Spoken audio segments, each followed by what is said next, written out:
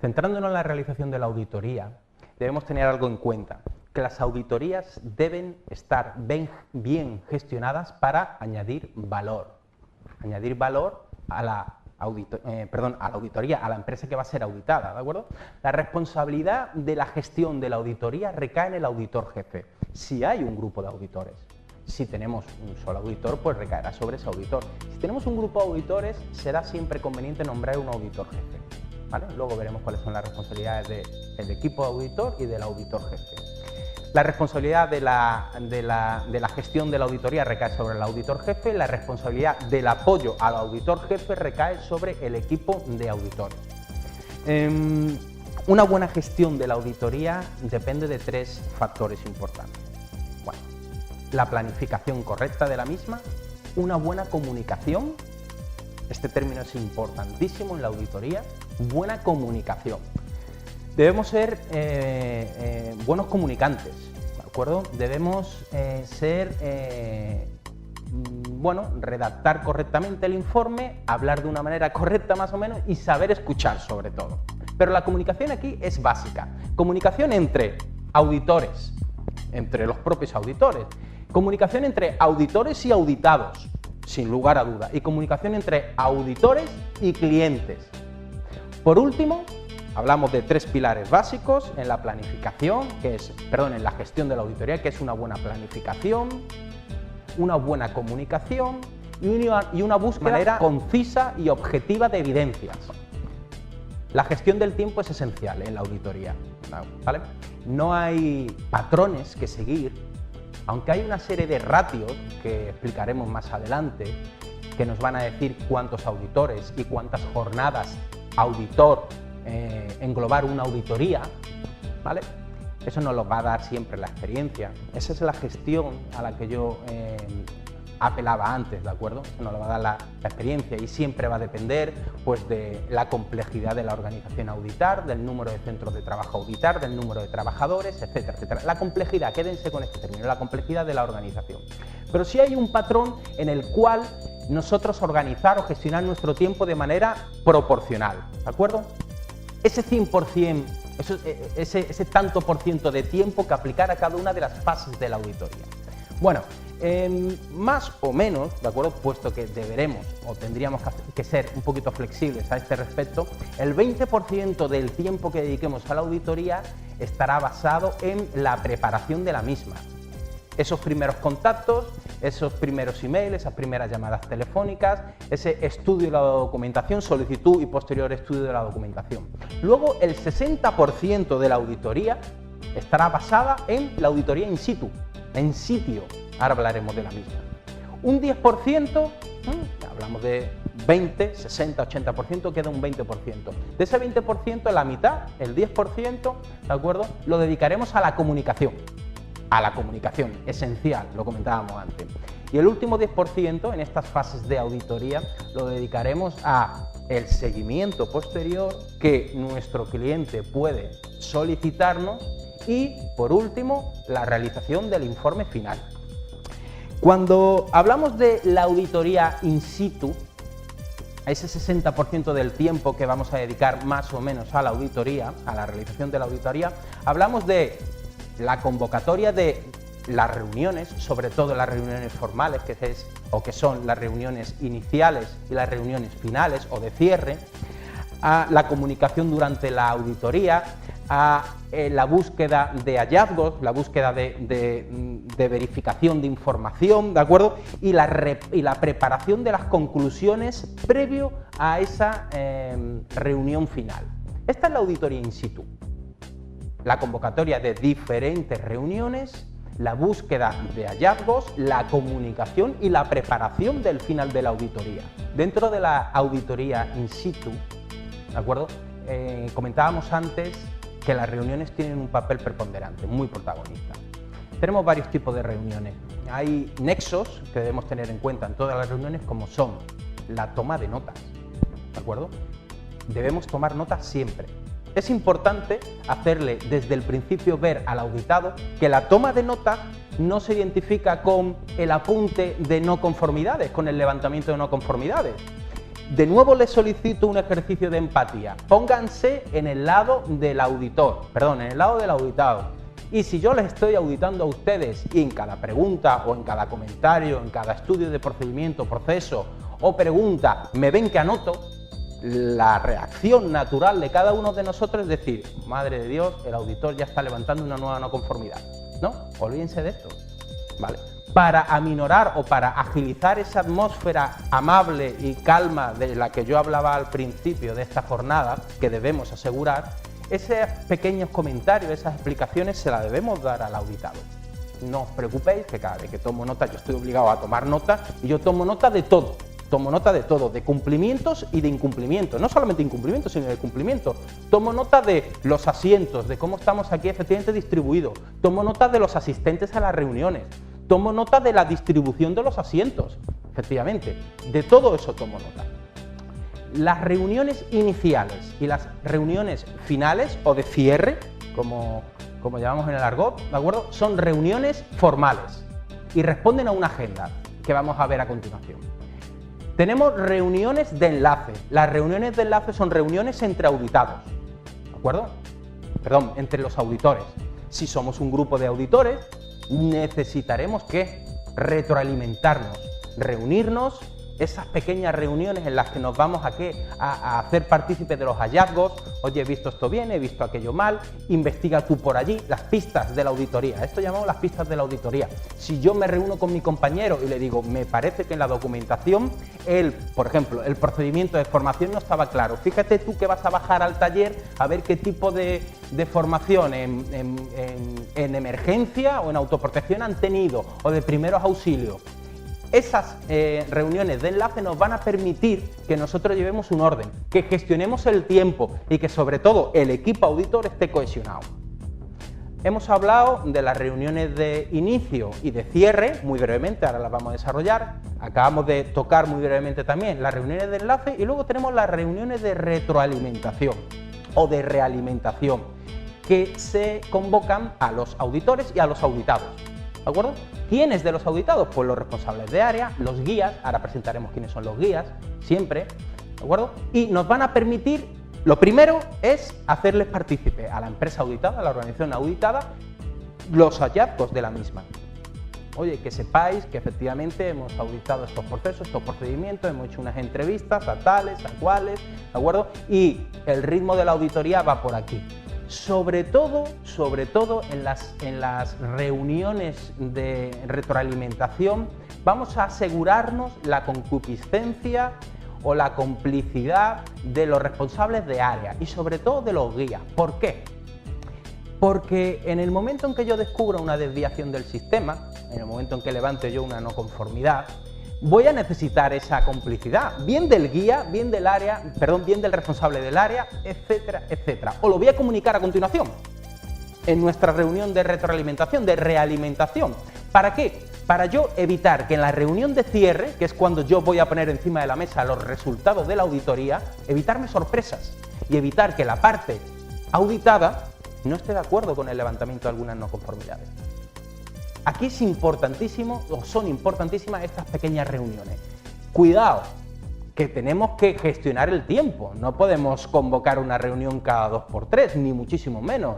Y estas reuniones deben estar explícitamente incluidas en el en el plan de auditoría que enviamos semanas atrás, recuerden. Podemos ser flexibles, nosotros tenemos que ser flexibles, sobre todo tenemos que ser flexibles con nuestros clientes o con la entidad auditada si no son nuestros clientes, si es una auditoría de segunda parte, ¿de acuerdo?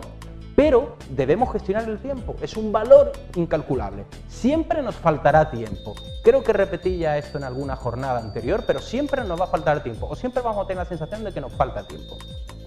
Bueno, en la reunión inicial nosotros la vamos a convocar al principio de la auditoría, sin lugar a dudas, de la auditoría in situ, ¿vale? La reunión inicial se va a convocar entre el equipo de auditores o el auditor, ¿de acuerdo? Y los auditados.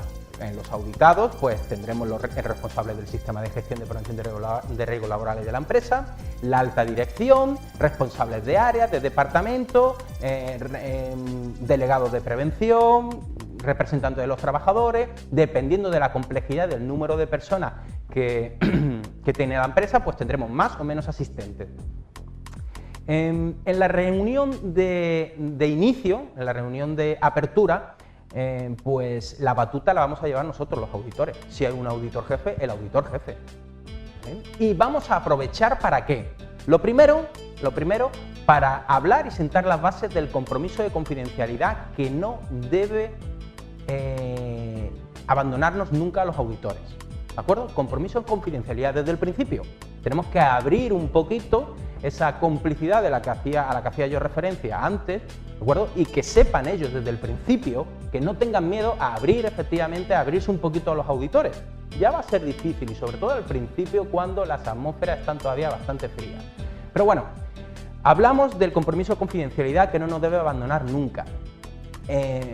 Hago la presentación o hacemos la presentación del equipo de auditores, o si somos un único auditor, pues nos presentamos, ¿de acuerdo? Y hablamos de nuestras competencias y de nuestras formaciones, por supuesto.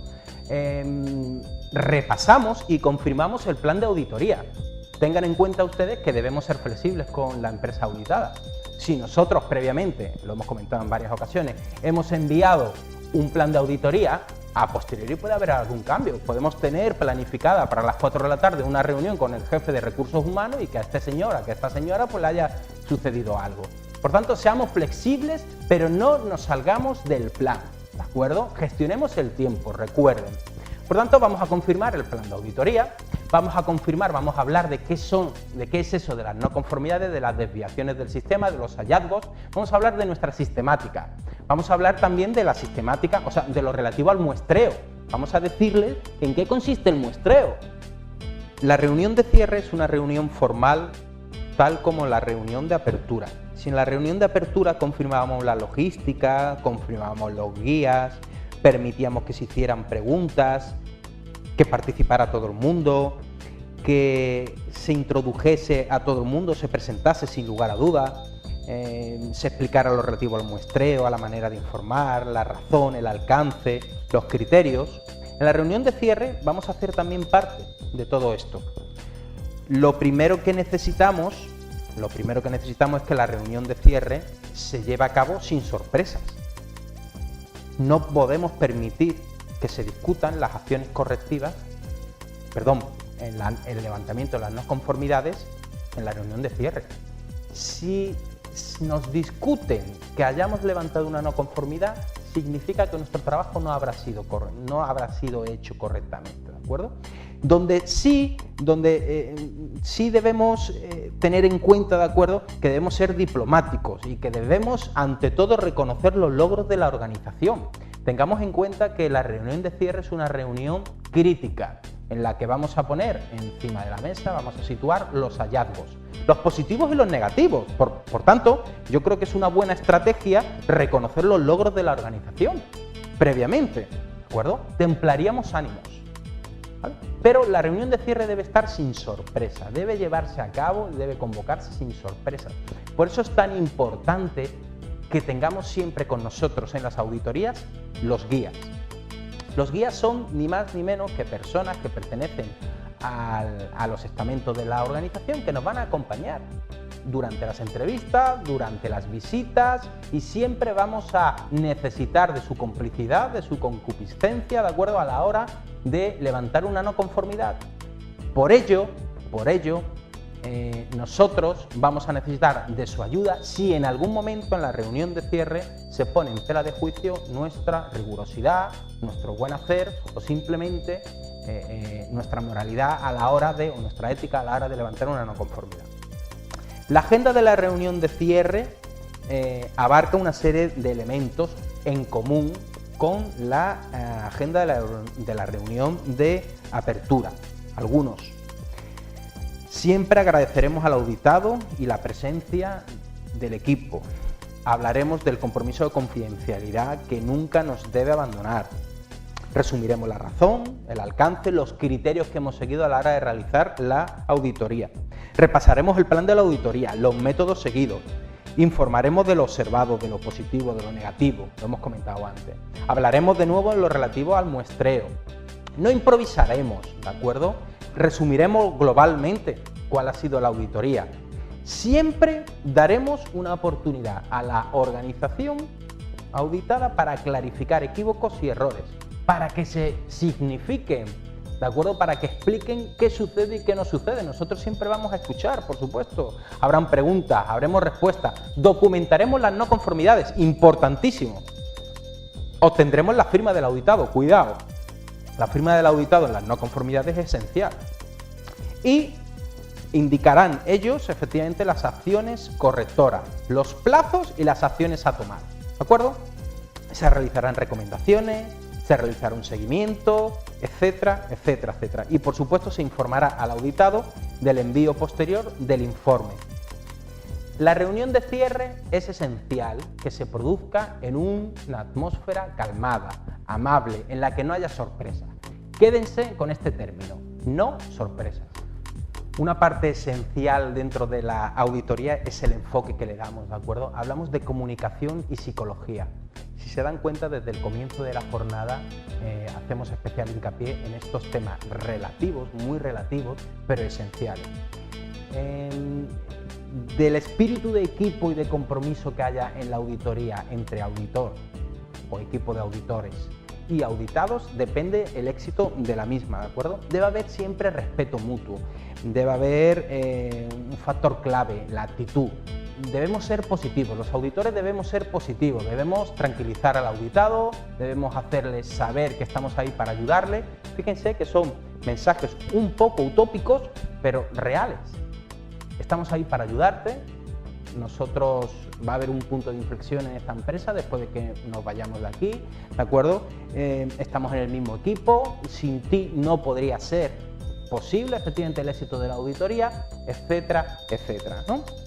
Las relaciones entre auditores y auditados son esenciales para el éxito de la misma, ¿no? Y hay una serie de consideraciones que también pueden posibilitar el éxito de la misma, como son consideraciones de espacio y lugar, ¿no? Antes comentábamos que cuando en la preparación de la auditoría, que cuando hablábamos del tema logística, nosotros a priori ya solicitábamos a la entidad que iba a ser auditada un sitio adecuado, un sitio privado, donde nosotros pudiéramos mantener la confidencialidad, donde pudiéramos efectivamente mantener amplios márgenes de privacidad.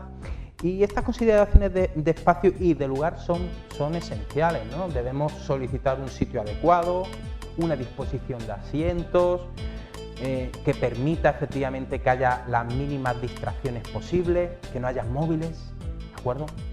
Si pudiese ser, ¿vale? La disposición de los asientos es importante, hablo de barreras físicas. Fíjense ustedes, antes hacíamos un ejercicio de empatía, ¿no? Y yo les solicitaba que se pusieran en el papel del auditado y yo hacíamos el ejercicio concluyendo que era bastante difícil admitir, ¿no? O recibir a una persona o a un grupo de personas externas que vinieran a mi casa a poner en tela de juicio mi buen hacer. A priori no es así, pero bueno, se recibe o por lo menos se siente de esa manera, ¿no? Bueno, pues en esos momentos tan sumamente críticos, que tengamos una agenda, una pila de papeles, unos blogs o simplemente la torre de un ordenador, una silla, o que estemos demasiado separados los auditores de los auditados, crean una barrera física a veces insalvable. Recuerden que nosotros debemos realizar un trabajo en conjunto, auditores y auditados. Por tanto, que haya cercanía. Por supuesto, yo estaré tomando mis notas y mis notas son confidenciales, pero si estamos trabajando todos con el ordenador, señores, esas pantallas de ordenador que se bajen, que no hayan barreras físicas, ni muchísimo menos. Esas consideraciones de espacio, de lugar, son importantes también, ¿de acuerdo? Bueno, hay otras consideraciones de tiempo, ¿no? Que deben tenerse en cuenta ya incluso en la preparación de la auditoría, ¿no? Consideraciones de tiempo como saber cuáles son los horarios de trabajo de la entidad que nosotros vamos a auditar. Nosotros debemos saber a la hora de planificar el plan, perdón, a la hora de elaborar el plan de auditoría, si esa empresa o si esa organización comienza su actividad a las 9 de la mañana, a las 7 de la mañana, a las 8 de la mañana, qué turnos tiene, tiene un turno nocturno, no, a qué hora se van a comer, cuáles son los descansos que tienen, ¿vale? Son consideraciones de tiempo. Debemos permitir, el auditor debe facilitar la labor siempre al auditado. Debemos permitir, esto es un consejo, que el auditado, que la empresa auditada comience el día. Si ellos comienzan su actividad, si la empresa auditada comienza el día a las 9, planifiquemos la reunión inicial, la reunión de inicio a las 9:30 o a las 10, ¿de acuerdo? Permitamos que el gerente, que el responsable del sistema de gestión llegue, responda a los primeros emails del día, se ponga su corbata, gestione el trabajo con sus subordinados y que luego nos pueda atender a nosotros sin estar pendiente ni del email, ni del teléfono, ni de que los subordinados, ¿de acuerdo?, le interrumpan. Hagámoslo, permitamos efectivamente, ¿de acuerdo? Respetemos esas costumbres, respetemos el tiempo siempre del auditado. Por eso es esencial esos contactos previos, cuando hablábamos de ello en la preparación de la auditoría, ¿no?, semanas atrás, ¿no? Permitamos, ¿de acuerdo? Consideremos ciertos aspectos como las costumbres locales. Nosotros vamos a ir a auditar a una organización que no sabemos ni, bueno, que no sabemos a priori, ¿de acuerdo? Es nuestro deber saberlo. ¿Cuáles son sus costumbres? ¿Cuáles son? Incluso fíjense lo que le digo, si tienen algún tipo o si responden a algún tipo de religión, como por ejemplo momentos en los que nuestros compañeros musulmanes respeten el Ramadán, ¿de acuerdo? Esos aspectos nosotros debemos controlarlos, ¿de acuerdo? ¿Cuándo realizan sus comidas? ¿Cuándo realizan sus descansos? Nosotros esas consideraciones de tiempo las tendremos en cuenta también, sin lugar a dudas.